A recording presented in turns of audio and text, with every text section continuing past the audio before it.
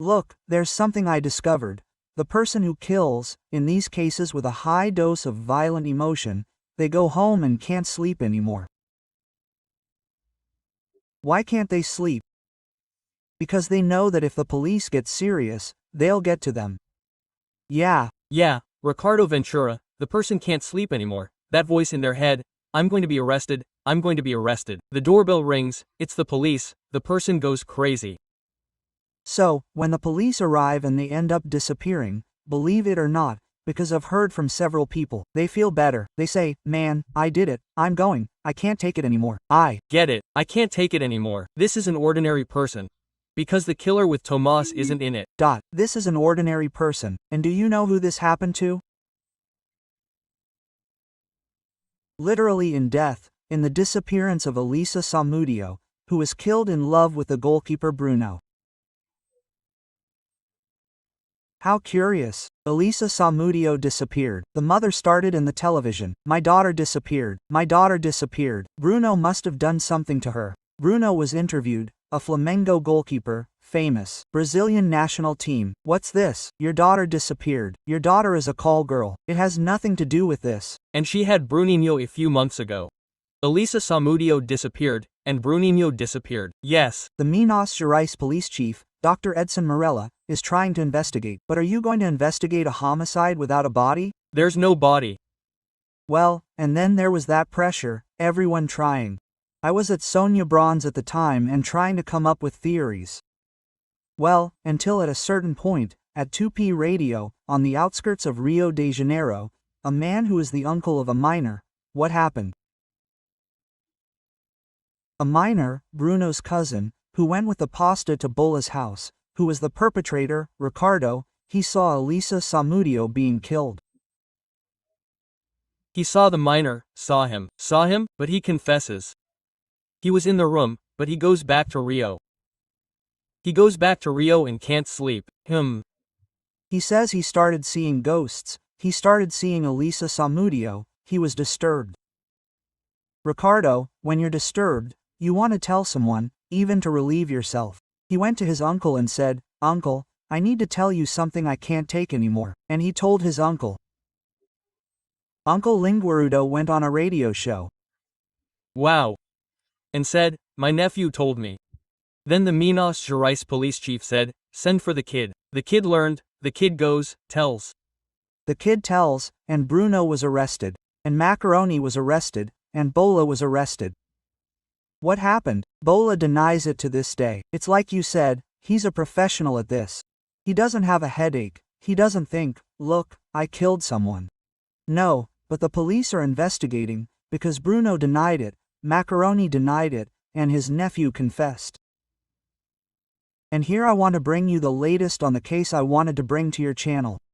Thank you very much. Something very important that practically no one knows about. I only know because I'm friends with the now retired police chief, Dr. Edson Modera. I talk to him all the time. Few people know what I'm going to say. Well, Eliza Samudio was convinced by Bruno to leave Sao Paulo and go to Rio because he was going to take her in, give her an apartment, pay for it, and fund it. She believed him, she was afraid, but she was in love with Bruno. And she went, stayed at the hotel in Rio. And then Bruno said, look, I don't want you to live in Rio, I want you to live in Minas Gerais. So you go to my farm in Minas Gerais, in Esmeralda, you go with pasta, you go here with my cousin, and then I'll go there. We'll go, we already have an apartment in mind. Quote, she believed him, and they got in the car and went to Esmeraldas, where Bruno had a video, a beautiful place. She was there for 4 days, Eliza Samudio with her son Bruninho in her arms and that whole group. On that fateful day, what happened? Macaroni came to her and said, look, today we're going to the house of someone who recommended an apartment to us. You'll stay at this house for a while, and tomorrow we'll see where you'll live. Quote, and she, all happy with her son, went to a peripheral neighborhood called Vespasiano, at 173 Araruama Street. Whose house is that? A former outlaw cop who was expelled named Bola. Bola. Who did Bola welcome into the living room? Macaroni. This underage nephew, Eliza Samudio with the baby in her arms. 5 months old. They started talking. A pleasant conversation, because she didn't know she was going to die. They told her she was going to stay at Bola's house and that the next day she would see his apartment in a better neighborhood in Belo Horizonte. Well, at one point, Bola grabs a chair, sets up crime scene. Crime scene, now. Crime scene, and puts a chair in the center of the room. He says, Eliza, sit here on the chair. Oh, leave your son here with the pasta. Pasta holds the child, and then Bola introduces himself. Oh, okay, I'm friends with the people here. Oh, you're a very beautiful woman. Then he says, spread your hands. I want to see your hands. Quote. He takes Elisa's hands and starts running his hand over them, saying, wow, you have very soft hands. I don't think you're supposed to do laundry, do you? Oh, you're so handsome. Quote. Then he takes her hands at a certain point and smells them. Oh, you haven't used drugs in the last few days, have you? She says, no, I don't do drugs. I only drink alcohol. I don't do drugs. Quote, oh, okay, good. Drugs are really bad. Wow, you smell so good. Wow, you smelled it, a fragrant woman, right? Bruno has good taste.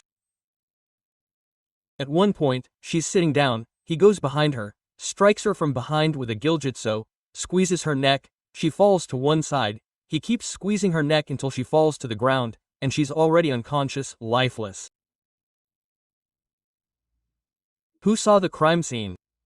The ball that killed her. Macarao, his underage nephew.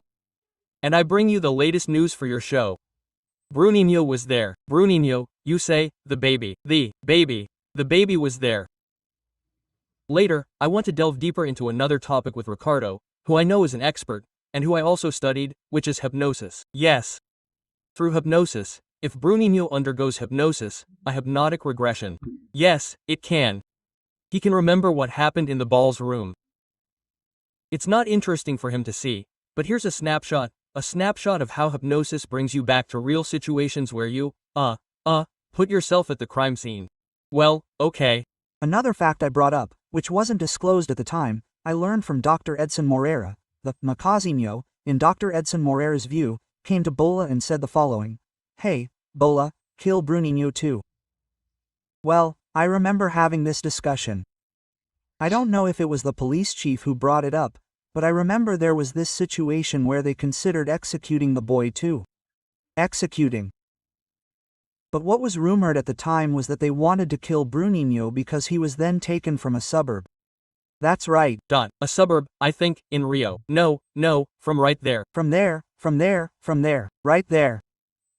But what Dr. Edson Moreira told me is that the Macazinho came to B and said, take the opportunity and kill the boy. Then Bola said the following. Just a moment, I was paid to kill the girl, but to kill the boy, it's more money. He didn't say that. Because he's a professional. He's a professional. His thing is, he wouldn't have a problem killing a child, a baby. Quote. He said, wait a minute, you paid me to kill Eliza, to kill the boy. Yes, but they didn't have any money there. They took it in cash. I asked Dr. Edson Moreira, how much did it cost? Nobody knows. How much did Eliza Samudio's death cost? Dr. Edson Moreira told me that $70,000 was paid in cash at that time. It was a good amount of money. You've been there for over 15 years. Well, and then, in the eyes of the macaroni, who is a fool, he thought the boy would also die there and everything was already resolved. But what do? They had to return with the boy, and the mother was left dead there. She went back to the farm, and then they took the boy and sent him to a house in a slum in Ribeirão das Neves. That's it. Okay. And then what happened? By God's luck and Dr. Edson Moreira's skill, they managed to locate and rescue Bruninho from a family there, but everything suggests this boy was going to disappear. So look at the crime scene, it was all revealed. And when it gets to the jury trial, what happened? One very important thing. I said here that every suspect denies, because it's their right to defense. But when it gets to the jury trial, the lawyer comes in and says, look, the police chief has a lot of evidence against you, a lot. And then he says, well, what's up, doctor? He says, look, if you confess to the Brazilian woman, I don't know if you know, Ricardo, the defendant confessed, the judge is obliged to reduce the sentence. And then Macaroni confessed to reduce his sentence, and Bruno, embarrassed, made a half confession to reduce his sentence a bit, and that was the end of the case. But Elisa's body was never found. It's practically one of the very rare cases in Brazilian law enforcement where you have a death certificate but no body. She managed to obtain the death certificate. The police chief petitioned the court to release the death certificate based on the evidence gathered. Why? The police chief feared that without the death certificate, the defendants would be acquitted. The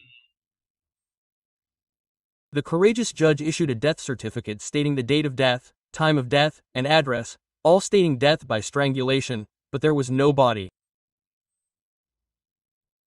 So, a rare case in the legal field that the Minas Gerais courts accepted.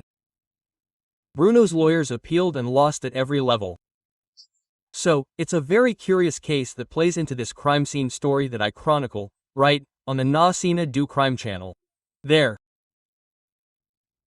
was a lot of speculation in this case, especially since Bruno didn't confess. He says it wasn't him. It wasn't him. He doesn't confess, Ricardo, all the time. When he gets to the jury, right, then he accepts. Right, he realized the lawyer said, "You're going to convict the experienced lawyer, you're not going to convict. It's better for you to confess, right? Quote, because if you confess, you get a reduction in your sentence, it'll be reduced. So, if you lose, I'd rather lose." So, he made what I call a half confession, you know? You know that embarrassed confession? And he ended up saying, "Look, Eliza really did, I told Bola, I told Macaroni, deal with Eliza." And the way he did it was by killing her. Then he told me, I couldn't deny it. So he told this and he ended up getting a little reduction in his sentence. Now Bola always denied it. Right? He denied it, and Bruno's sentence was longer because Bruno's sentence is the mastermind. Which would be a mastermind? He is a mastermind. Bola has practically already served his sentence, but he has other investigations and criminal cases, homicide and mastermind cases that are going on, and he's currently in prison because he has others, right? Dr. Edson Moreira says that after he was expelled from the police force, he became a professional killer and nobody knows what really happened, if it was a dog. If they dissolved it, no, let's go. It wasn't a dog, absolutely certain. There was no dissolution. She wasn't nailed to the wall, nothing. She was very well hidden by Bola for me in that Vespasiano region, which it's a region with a lot of bush. Chief Edson Moreira arrived at Confins Airport. Someone pointed out a spot, dug and dug. But hey, if I remind you of the Priscilla B. for case, which to this day, she's missing, and there's no way to know where she might have been buried. But in that case, based on my police experience and everything I've learned, I believe she's dead and buried near the house at 173 Araruama Street in Vespasiano. Did you just watch a cut so you can access the full content? The link is in the descriptions. And so you don't miss any chats, subscribe to the channel now.